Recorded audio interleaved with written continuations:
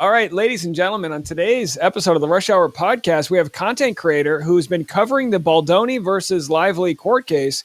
It's Colonel Kurtz. How are you?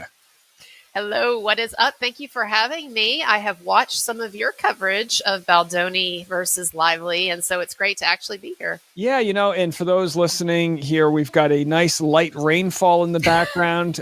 So we have this beautiful, serene conversation, like we're in With some sort of rumbling. massage, right? It sounds like I'm at a massage parlor right now. Well, I hope that my mic is working. Do you think that it's working, or is it picking up too much of the surrounding noise? You sound fantastic. I love it. Okay, wonderful. Now, wonderful. I want to talk about how we got from covering Baldoni to the very end, which is now you filed a bar complaint with New York. You've protested with a nice sign at Blake Lively's premiere of her new movie. So when did it become personal? And walk me through how you kind of got so involved in this court case. That's a funny question. I like how you phrased that. It reminds me of like a 90s movie. Now it's personal. This time it's personal. No, I think the thing, Dave, is that I have just been doing this for a while, and like an old cranky lady who has just seen too much of this world's bullshit. I am tired of it. So I started my channel a little over 4 years ago, and I started it to cover the Johnny Depp versus Amber Heard situation. And that was always my intended focus. And what happened is about a month into that, then the allegations against rock star Marilyn Manson hit. And it was very obvious to me after looking into that was a BS hoax as well. And so somehow, without actually intending it, my brand sort of became combating Me Too hoaxes. And so the Baldoni, I've never been interested in Blake Lively. No offense to her. Well, I guess, yes, offense to Blake Lively. But I've never been interested in her. I didn't know who Justin Baldoni was. And so my only interest in either of them has come from this Me Too hoax, because when Justin Baldoni, it took me a little while to catch on to this one, but when Justin Baldoni filed his big lawsuit, what was that, the beginning of January, then it was like the moment of like an epiphantic moment where I realized, oh my God, this is my mom creeping in the background. This is another hoax. This is like Amber Heard and Johnny Depp. This is like what I saw with Marilyn Manson and a number of other cases.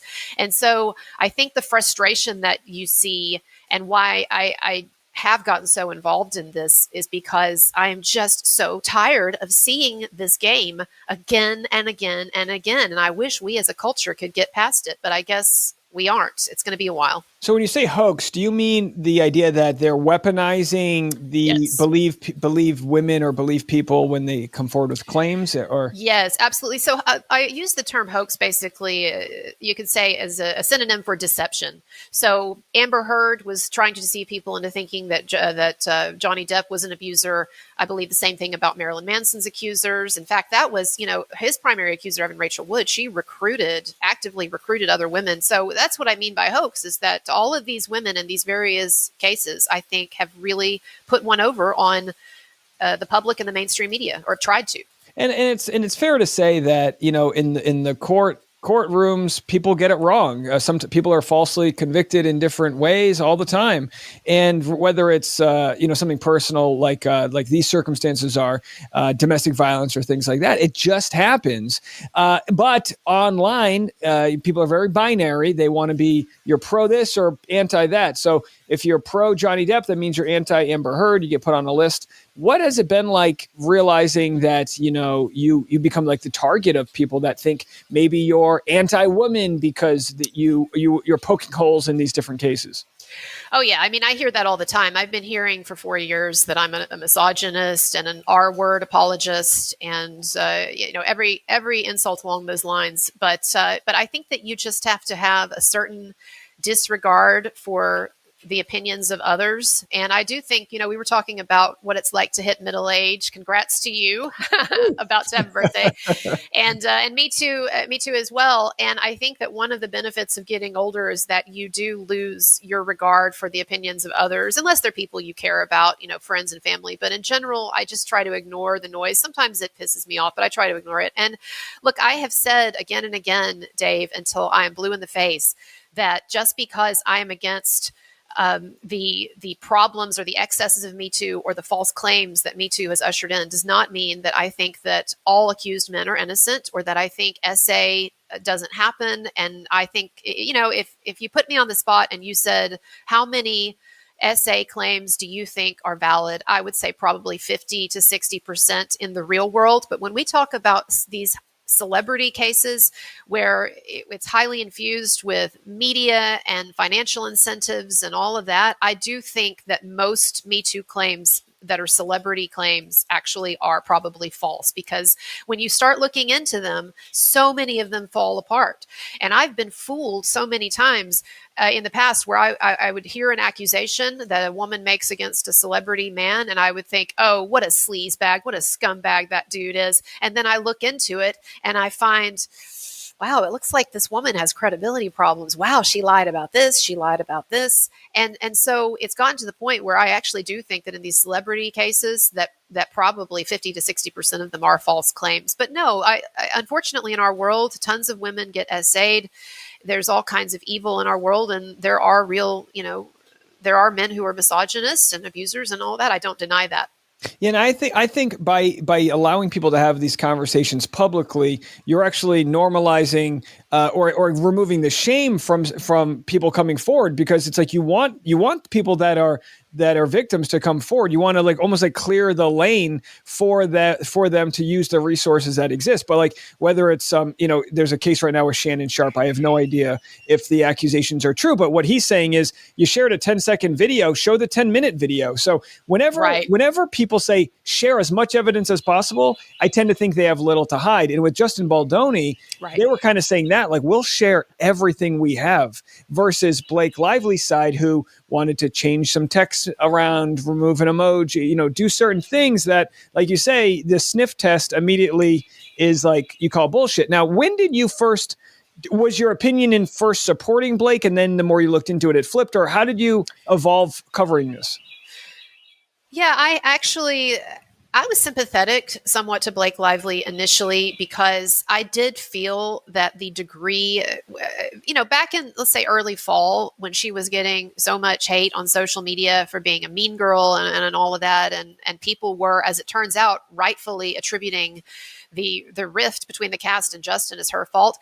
I thought that some of the social media coverage that she was getting actually was unfair, and I was sympathetic to her. I looked, I saw the Christy Flaw video, and I said, yeah, she was being a mean bitch in that video, but I did think that it had gotten excessive online. So actually I had some sympathy for Blake.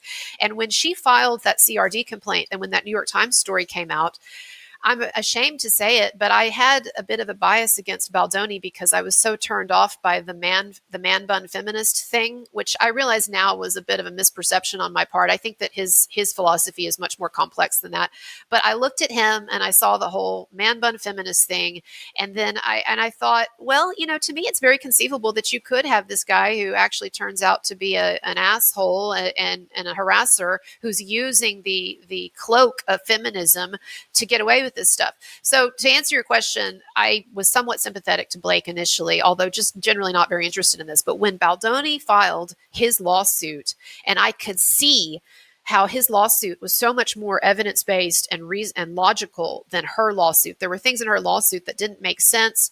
And so when he filed his lawsuit against the New York Times and exposed all of that, it was it was an epiphantic moment, an epiphany. And I said, oh my God, I was wrong about this. And I said that, look, with Johnny Depp and Amber Heard. When Amber Heard did her walk of shame in 2016 in front of that courthouse with the fake bruise and the crying and all of that, I thought she was telling the truth. I thought Johnny Depp was this weird wife abuser, right? And so I've been wrong on those things, which is why now I try really hard when I hear accusations of this nature to hold off on judging until I can look into it. Yeah, I mean, it's a great formula. Just hold off on judgment, gather all the facts. I think probably 95% of people that have read all the court documents are probably on Baldoni's side, because and it's not like they started that way. A lot of people started going, man, F this guy. And you're right that there are creeps out there that will, if someone I'm going to use Chris D'Elia as an example. If he gets one accusation, 75 pop up right after, because he was doing a very similar formulaic thing over and over, and people were calling him out. That never emerged with Baldoni. So in cases where Right. somebody's super problematic, people will start, popping up and talking. So in your case now, you file a complaint. Now, can you explain what the complaint is all about? Yeah, so I was really upset last week. Well, really upset. I mean, it's not cancer, but I was really upset last week when I heard about what Team Blake Lively did with that fake lawsuit. And of course, your audience is aware of this, but I'm not going to retread it. But the fake lawsuit to subpoena the materials from Steph Jones that she had already probably given them anyway, right? That whole thing just disgusted me. And I didn't know if it was illegal behavior, but it certainly seemed unethical. And so I was racking my brain for some way to try to hold these people to account in some little sense. And so I thought, well, why not file a complaint with the State Bar Association? Because they will look into it. I've had some trolls online telling me, oh, they're not going to look at this. They're just going to know that it's a politically motivated, stunt that you're pulling, and they're going to dismiss it. No, there are actual bureaucratic gears that are set in motion when someone officially files a complaint like this. So someone will look into it. Now, will there be a big investigation will there be sanctions against this attorney? No, probably not. But it never hurts to try. And it was not, and I'll tell your audience this, it was not a difficult process. So it can definitely be repeated if anyone else is inspired to do it. But you just go online and you either type up your complaint or you fill out a form, you email it in, and then you put one hard copy in the mail. And so that's what I did. So really, in just a pretty short essay, I explained what had happened, what the problem was, and why I was concerned, and politely asked them to look into it. And so my thinking on this is that if nothing else, it'll be a little annoyance that Team Blake Lively or their attorneys have to deal with.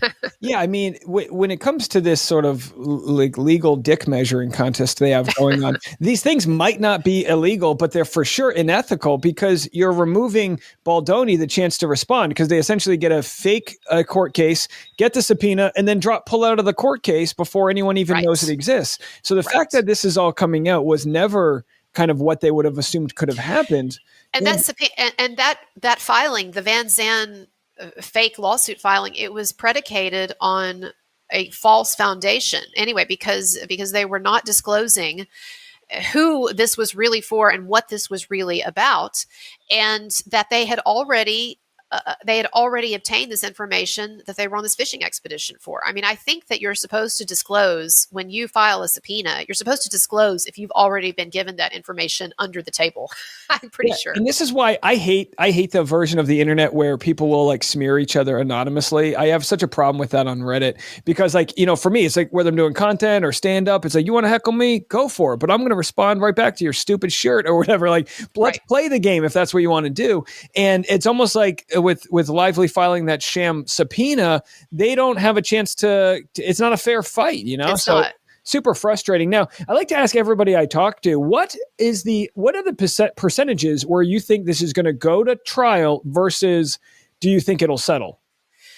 I used to think that the likelihood of settlement was very, very high, just because statistically it's very high generally in cases of this nature. And also because I thought that at a certain point, surely Blake Lively would see the light, at least in terms of self-interest, that someone would be able to finally explain to her, look, the longer you're in this, the worse it is for you. You're heading down an Amber Heard road here, an Amber Heard path. Let's get you off of this. And so I thought that the likelihood was higher.